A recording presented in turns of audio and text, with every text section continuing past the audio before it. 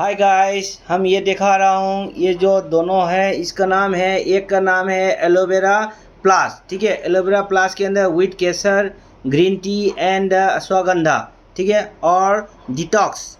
ये दोनों किस चीज़ में खाना पड़ता है इसके बारे में हम बोलना चाहूँगा। पहले तो आपका गैस्ट्रिक, ठीक है, और शरीर के अंदर जब गैस्ट्रिक ज़्यादा हो जाते पर हम लोग को दिक्कत बहुत पड़ता है, इसलिए इसको खाना बहुत ज़रूरी है। दूसरा है फैटी लिवर। फैटी लिवर मतलब लिवर बड़ा हो जाता है तो चर्बी भी बड़ा हो जाता है, और जितना खाना चाहता है तो और ज़्यादातर ओवर साइज का खा लेता है।